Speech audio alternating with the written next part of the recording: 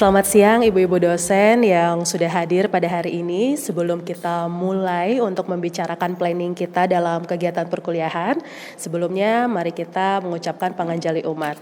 Om Swastiastu.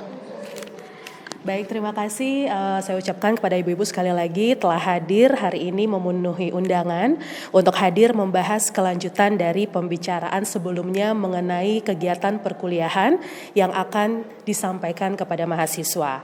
Pada hari ini saya akan menjadi dosen modelnya dan Ibu-Ibu saya harapkan menjadi observernya. Namun sebelumnya saya akan membagikan dulu RPS yang akan saya gunakan sebagai acuan dalam kegiatan pembelajaran pada hari ini.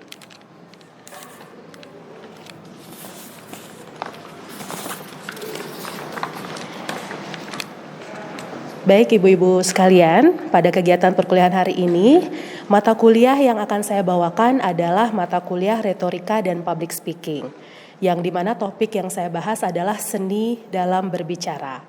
Dan perlu Ibu-Ibu ketahui sekalian bahwa capaian pembelajaran pada topik kali ini yang saya bahas seni dalam berbicara pada mata kuliah retorika dan public speaking diharapkan adalah yang pertama, mahasiswa ini dapat memahami makna seni dalam berbicara pada retorika dan public speaking.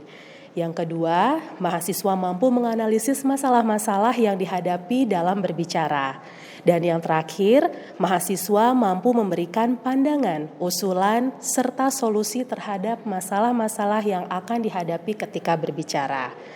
Nah, pada hari ini, seperti yang sudah Ibu pegang masing-masing, merupakan pembahasan di minggu ke-8 yang tertulis pada RPS.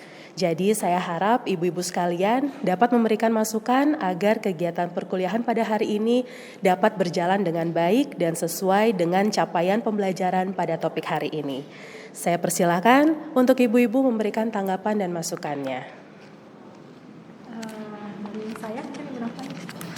Ya, selamat siang Ibu Nova dan Ibu-Ibu sekalian.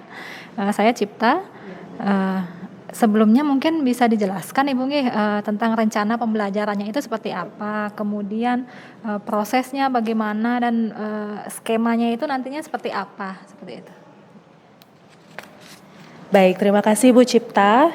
Saya rencananya pembelajaran ini menggunakan metode pembelajaran berbasis kasus atau case-based learning. Yang nantinya itu saya akan lebih memperbanyak interaksi dan juga nanti saya akan memberikan mahasiswa ini untuk menanggapi masalah-masalah yang akan saya munculkan nantinya pada saat perkuliahan. Mungkin seperti itu Ibu-Ibu. Saya persilakan. Ya, mungkin saya sedikit menambahkan Bu Nova, kalau misalnya Bu Nova menggunakan metode case-based learning, mungkin ada baiknya lebih difokuskan kepada permasalahan-permasalahan yang diberikan kepada mahasiswa agar mahasiswa mungkin lebih mendapat gambaran mengenai mata kuliahnya. Baik, iya betul Ibu Ratih, nanti selain saya akan menampilkan masalah-masalah pada perkuliahan, nanti juga saya akan menyampaikan sedikit yaitu adalah mengenai pembahasan di sela-sela dari masalah yang akan saya munculkan nantinya. Bagaimana mungkin Ibu Tuti? Saya rasa apa yang dinyatakan tadi oleh Ibu Cipta dan Bu Rati juga sudah jelas dan dari Bu Nova juga tadi sudah membahasnya secara rinci. Namun seperti yang sudah dibahas bahwa pada metode case-based learning ini adalah pembelajaran yang berbasis masalah. Jadi untuk dapat dianalisis oleh mahasiswa gitu. Jadi perlu diingat masalah-masalah yang nantinya dibahas itu bisa diamati juga oleh mahasiswa itu sendiri.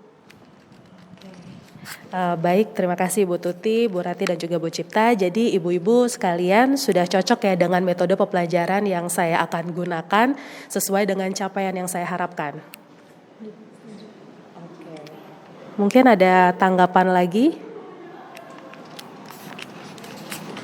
Kalau dari saya pribadi sih sudah cocok ya melihat mata kuliah yang disampaikan ini adalah retorika dan public speaking. Jadi dengan topik yang disampaikan adalah seni berbicara. Kemudian dilihat dengan capaian pembelajarannya juga, saya rasa sih tidak masalah. Mungkin ibu-ibu yang lain mungkin ada yang ingin disampaikan. Saya setuju dengan ibu-ibu sekalian. Jadi tadi sudah disampaikan dengan jelas. Jadi saya sudah sedikit dapat bayangan nanti perkuliahannya akan seperti apa, kemudian implementasinya seperti apa.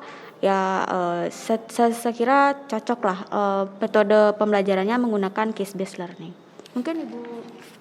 Oke.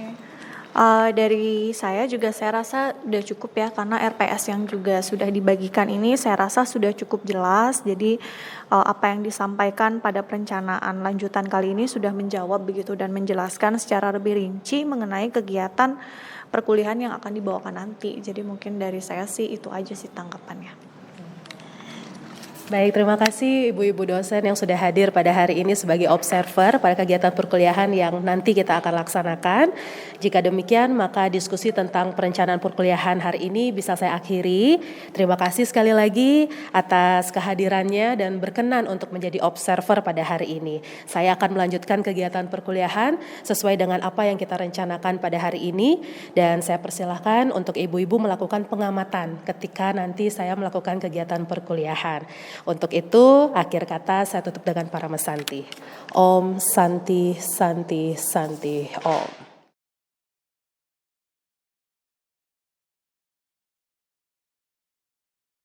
Baik, selamat siang mahasiswa Fakultas Ilmu Komunikasi Universitas Dwi Jendra. Ya.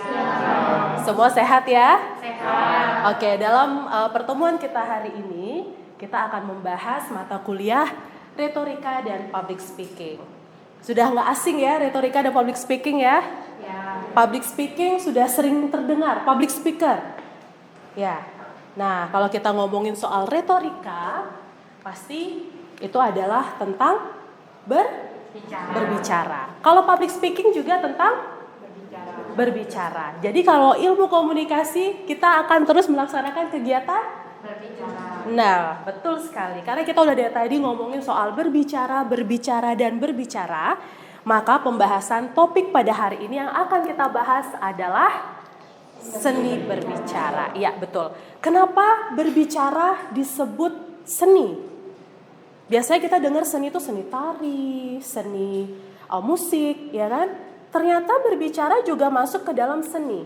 Ada yang mau menyampaikan pendapatnya? Kenapa? Berbicara itu termasuk seni juga. Ada?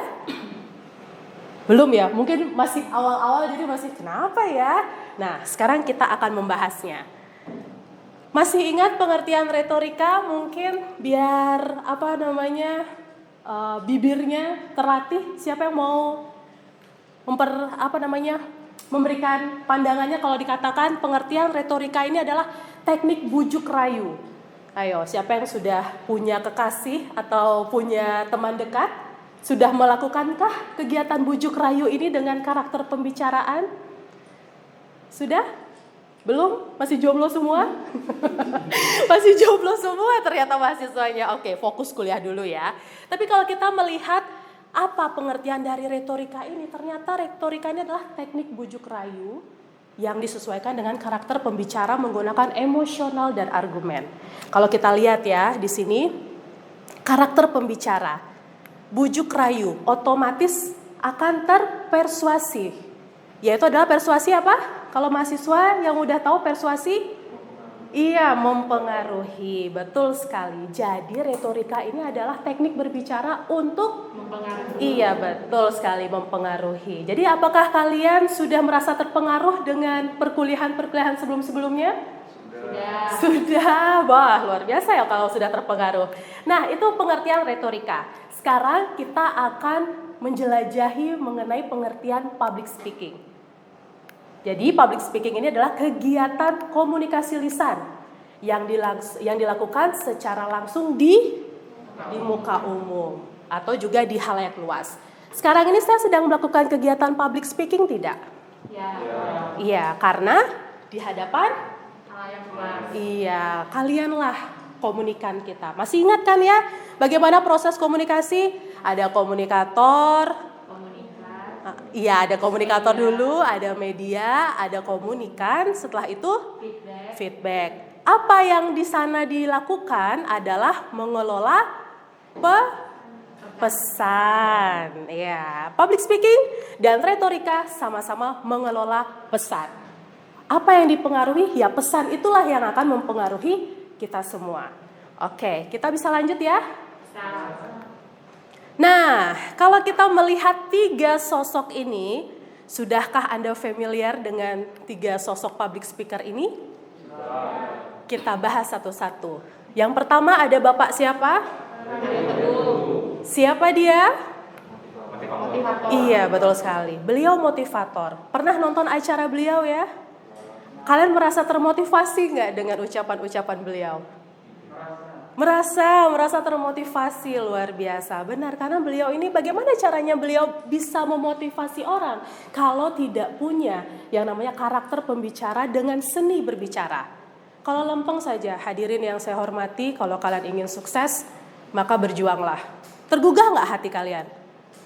Tapi kalau misalnya dia menggunakan seni berbicara dengan artikulasi yang baik, intonasi yang baik, dan juga tempo yang baik, kita pasti akan tergugah. Iya nggak? Hadirin yang saya hormati, kalau kalian ingin sukses, mari kita berjuang bersama. Pasti kalian akan, oh ya, saya harus berjuang bersama-sama, iya kan? Begitulah kinerja dari seni berbicara. Kita lihat ada Mario Teguh, ada Mary Riana, yang sering dijadikan status story-story kalau galau-galau untuk memotivasi diri, ya kan?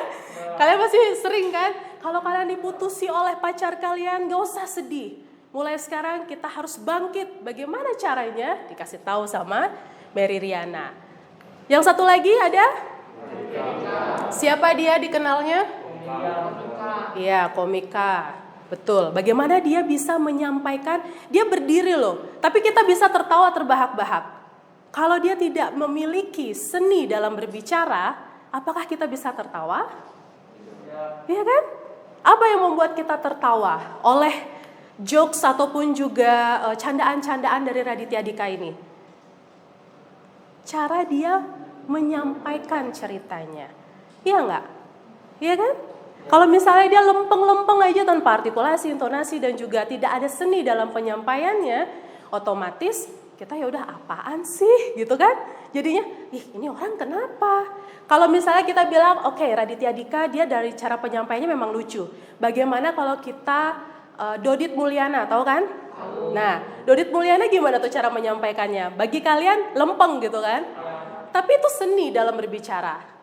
Dia tidak selempeng itu, tapi bagaimana dia menceritakan pesannya menggunakan seni yang dia punya. Ada gestur, ya kan? Ada gestur, ada pandangan, terus juga bagaimana dia menyampaikan ataupun juga mengelola pesan itu hingga pesan itu tersampaikan dengan baik dan diterima dengan baik juga oleh komunikan. Itulah kalau kita berbicara tentang retorika dan public speaking. Jadi kita benar-benar harus menguasai seni dalam berbicara. Oke, bisa kita lanjut?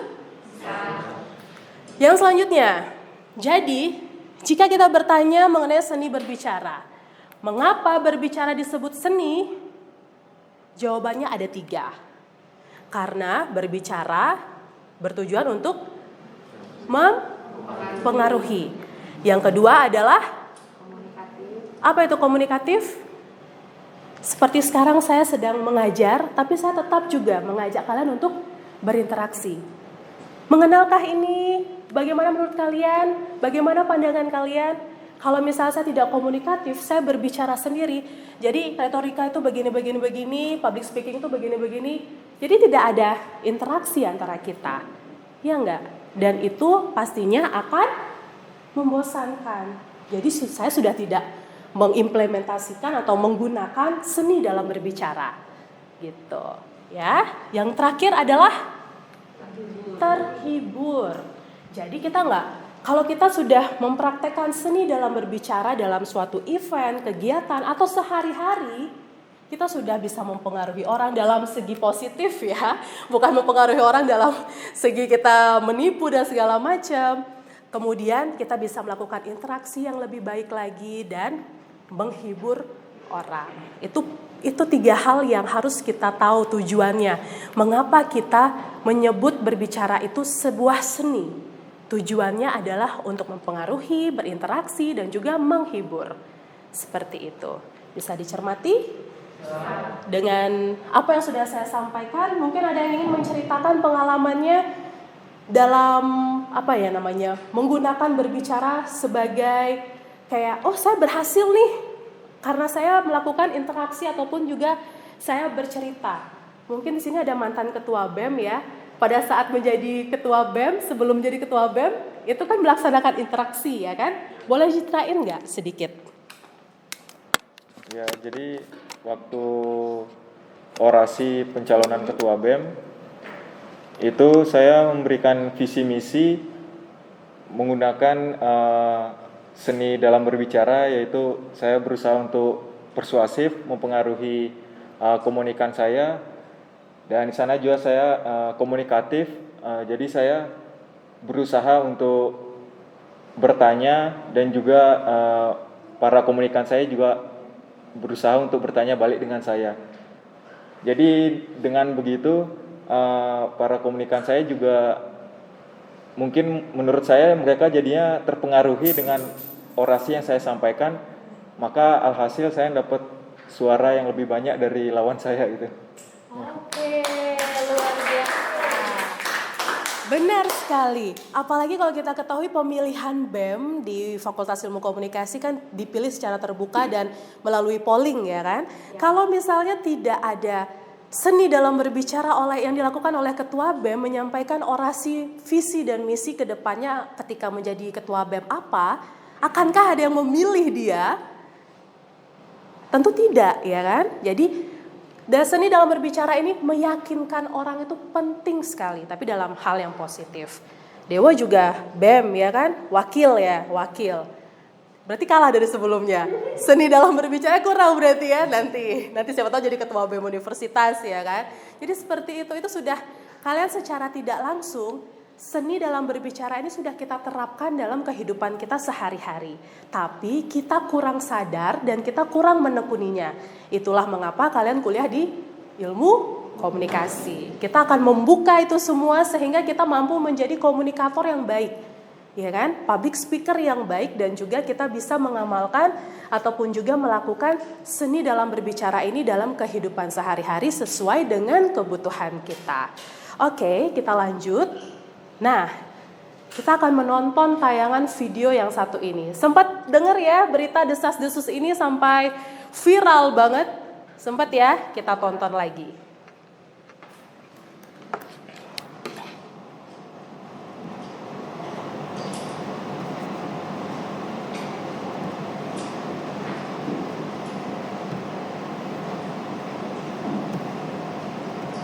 Ya, dan juga pastinya nih ya, dan juga banyak banget konten-konten kreator yang unik-unik, yang kadang kita tuh nggak kepikiran bisa bikin konten seperti itu. Betul. Ya, Misalkan kamu kan zaman-zaman dulu kan orang.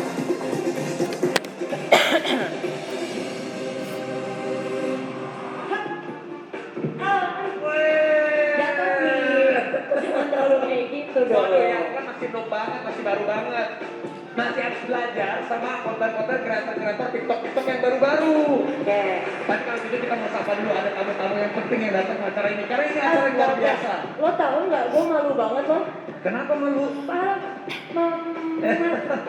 Ini kita mau sapa banyak banget tamu-tamu yang penting. Kalau gitu kita akan sapa-sapa yang ada di rumah dan juga yang ada di studio ada tamu spesial. Kami ucapkan selamat datang kepada Bapak Sandiaga Uno selaku Menteri Pariwisata dan Ekonomi Kreatif. Selamat sore Bapak.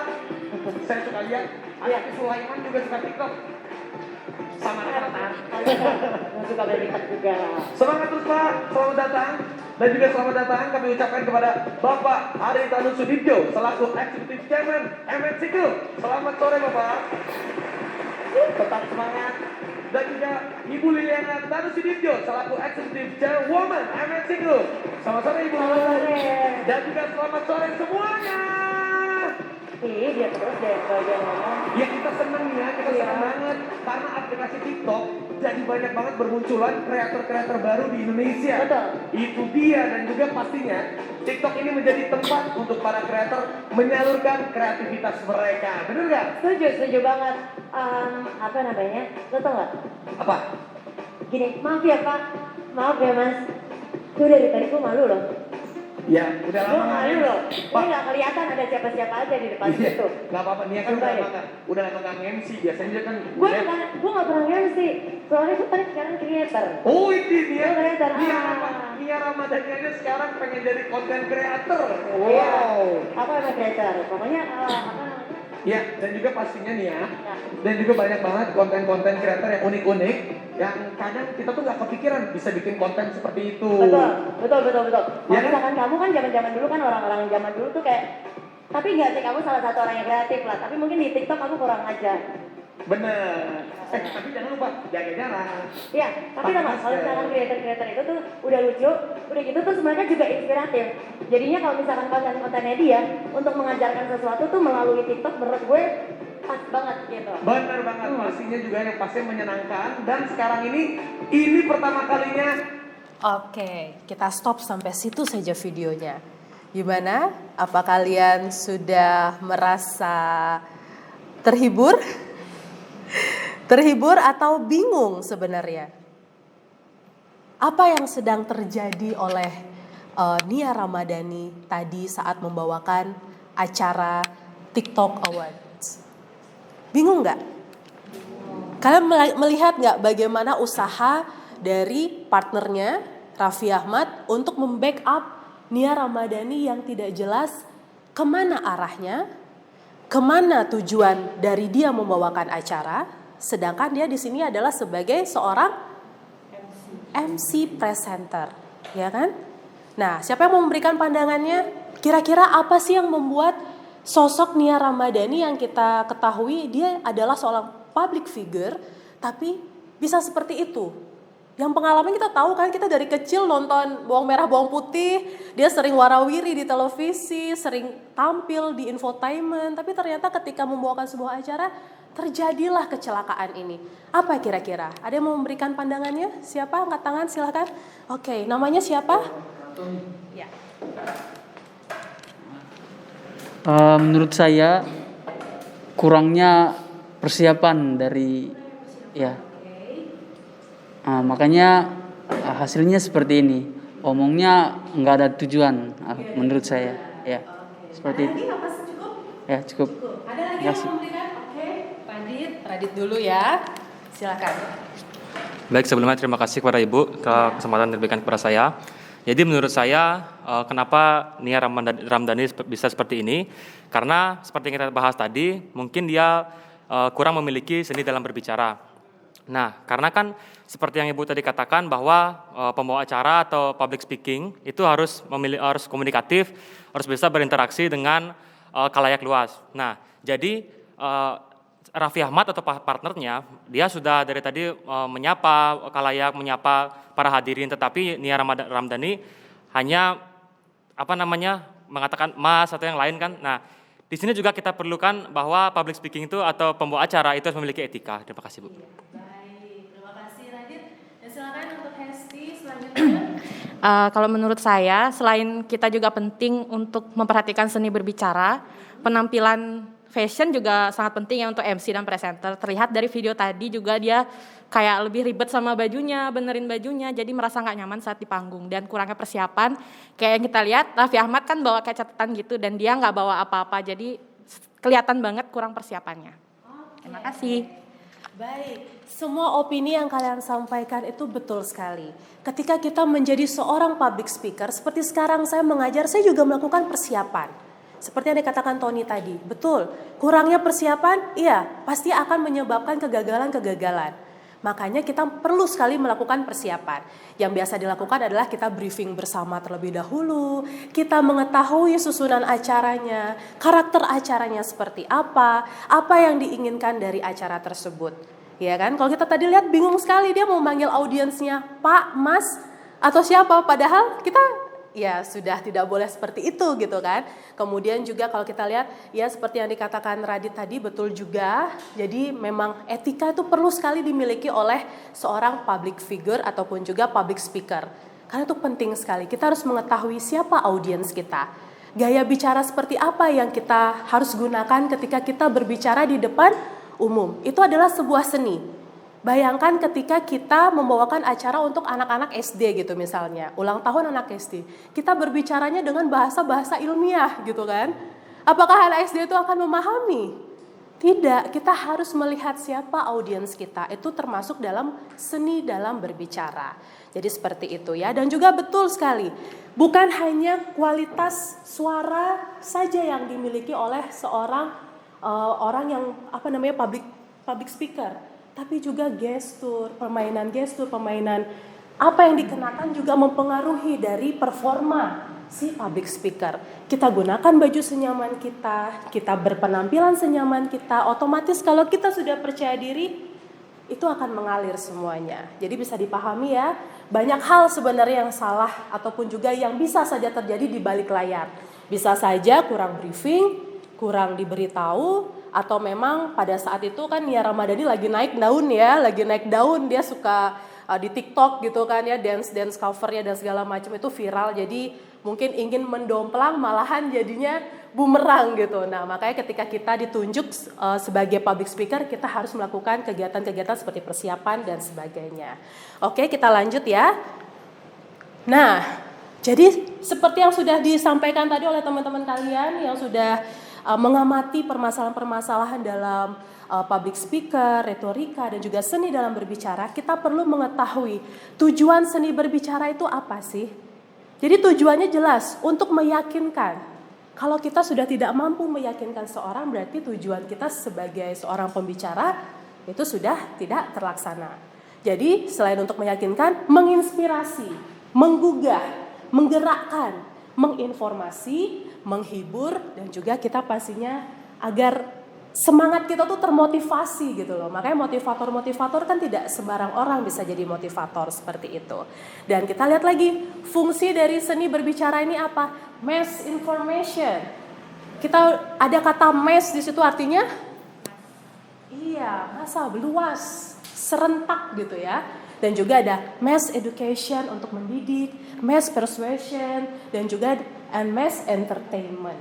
Jadi kita menghibur, mendidik, terus juga memberikan informasi dan juga mempengaruhi. Jadi bisa disimpulkan bahwa retorika dan public speaking ini menggunakan konsep seni berbicara untuk meyakinkan, terus juga menginspirasi, mendidik, menghibur, dan juga untuk menggerakkan kita dalam melakukan sesuatu. Jadi seperti itu. Bisa dipahami ya? Apakah kalian sanggup nanti ketika kalian ditunjuk sebagai pembicara? Sanggup dong, sudah memiliki bekal seni dalam berbicara. Oke, jadi tugas selanjutnya nanti ke depannya, minggu depan, kalian saya berikan tugas untuk menganalisis pandangan tentang video salah satu public speaker, bebas. Mau motivator boleh, mau public figure boleh, mau podcast silahkan. Yang penting kalian analisis video tersebut dan berikan pandangan mengenai apakah kegiatan mereka itu sudah mengimplementasi dari tujuan dan fungsi seni berbicara. Bisa dipahami tugasnya? Bisa dikumpul minggu depan ya, dibuat sesuai dengan format yang sudah kita sepakati sebelumnya. Oke? Baik, itu dia tadi bagaimana penjelasan mengenai retorika, mata kuliah retorika dan public speaking yang membahas topik seni dalam berbicara. Semoga bisa bermanfaat bagi mahasiswa. Tentunya mahasiswa bisa mengimplementasikan ini dalam kehidupan sehari-hari, mulai menggunakan seninya dalam berbicara. Terima kasih, sampai jumpa di perkuliahan minggu depan.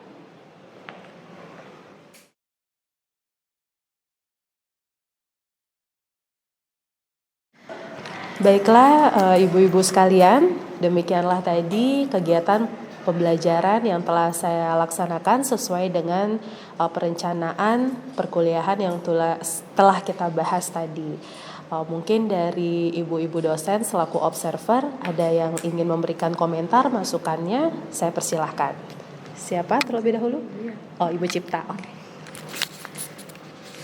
Baik Bu Nova, dari pengamatan yang saya lihat tadi pada saat proses pembelajaran, di mana antusias mahasiswa itu sudah sangat baik ya, interaksi mahasiswanya juga antara Ibu dosen, Ibu Nova dengan mahasiswa juga sangat interaktif. Secara keseluruhan respon mahasiswa juga sangat baik. Terima kasih. Mungkin dari yang lain. Silakan selanjutnya Ibu. Oke, baik. Saya menambahkan sedikit. Jadi dari tadi untuk proses perkuliahannya saya rasa cukup interaktif juga. Jadi sudah sesuai dengan capaian pembelajaran yang disampaikan di awal ketika rencana pembelajaran. Kemudian tadi untuk mahasiswa juga saya lihat cukup aktif dalam menjawab apa yang ditanyakan oleh dosen dan juga tadi video yang diputarkan juga cukup relevan dengan materi yang disampaikan. Hanya saja mungkin tadi Ibu Nova harusnya perlu bertanya kepada mahasiswa juga agar mungkin ada interaksi dari mahasiswa ke Ibu Nova sendiri. Mungkin itu sih cukup dari saya ya. Baik, terima kasih Bu Tuti. Bu Ratih. Iya, saya setuju dengan ibu-ibu Bu Cipta dan Bu Astuti. Jadi proses pembelajaran yang sudah dilaksanakan tadi itu sudah sesuai dengan capaian pembelajaran yang telah ditetapkan dalam mata kuliah. Kemudian materinya juga yang disampaikan cukup ringan sehingga mungkin mahasiswa bisa mengikutinya dengan baik. Apalagi dengan ditambah dengan penampilan video seperti tadi. Jadi setidaknya mahasiswa jadi lebih tertarik untuk mengikuti perkuliahan sampai dengan selesai begitu. Baik, terima kasih Ibu-Ibu Observer. Mungkin ada lagi yang ingin disampaikan? Saya persilahkan. Cukup. Baik, terima kasih sekali lagi untuk Ibu-Ibu dosen yang sudah hadir pada hari ini, yang sudah bersedia menjadi observer pada kegiatan dari awal kita sudah merencanakan kegiatan perkuliahan hingga kita melakukan dan juga kita melakukan refleksi ataupun juga observasi ini. Sekali lagi terima kasih dan semoga kegiatan pembelajaran ini bisa memenuhi standar ataupun juga meningkatkan apa yang ingin kita capai dalam kegiatan pembelajaran. Untuk itu terima kasih dan saya akhiri.